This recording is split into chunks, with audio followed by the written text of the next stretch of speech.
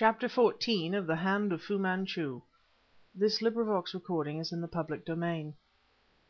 Hand of Fu-Manchu by Sax Rohmer. Chapter 14 The Golden Pomegranates.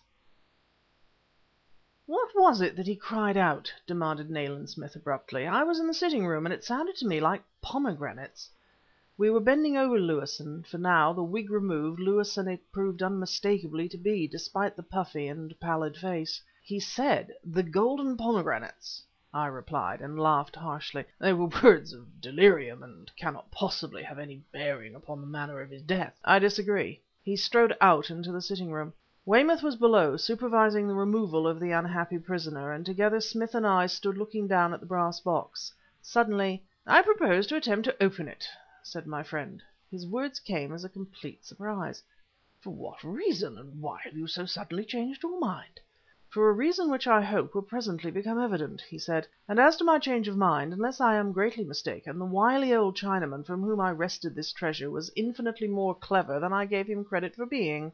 Through the open window came faintly to my ears the chiming of Big Ben. The hour was 1:45.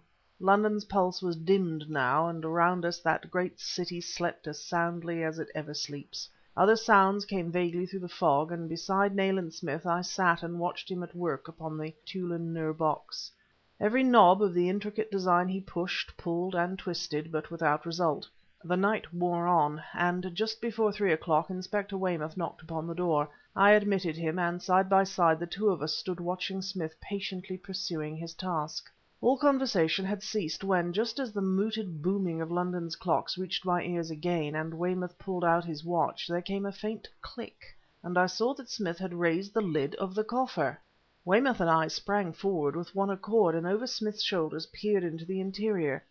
There was a second lid of some dull black wood, apparently of great age, and fastened to it so as to form knobs or handles, was an exquisitely carved pair of golden pomegranates.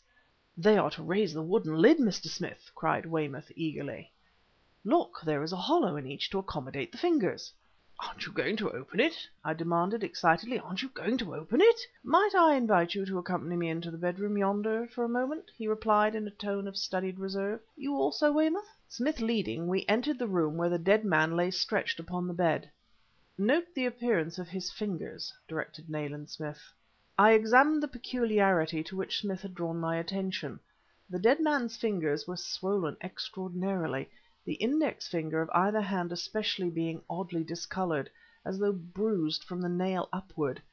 I looked again at the ghastly face, then repressing a shudder, for the sight was not good to look upon, I turned to Smith, who was watching me expectantly with his keen, steely eyes. From his pocket he took out a knife containing a number of implements, amongst them a hook-like contrivance.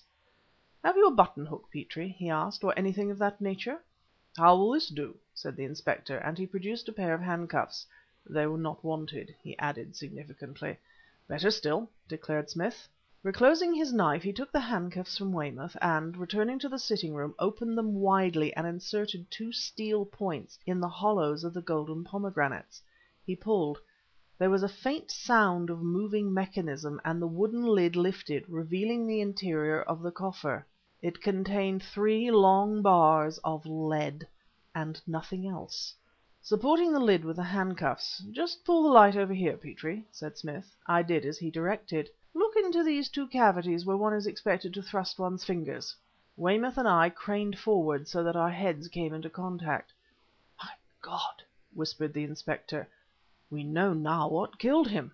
Visible in either little cavity against the edge of the steel handcuff was the point of a needle, which evidently worked in an exquisitely made socket through which the action of raising the lid caused it to protrude. Underneath the lid, midway between the 2 pomegranates, as I saw by slowly moving the lamp, was a little hollow receptacle of metal, communicating with the base of the hollow needles.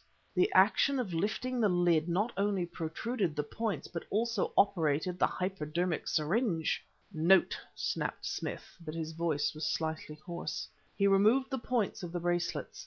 The box immediately reclosed with no sound other than a faint click. "God forgive him," said Smith, glancing toward the other room, "for he died in my stead, and Dr. Fu-Manchu scores an undeserved failure." CHAPTER 15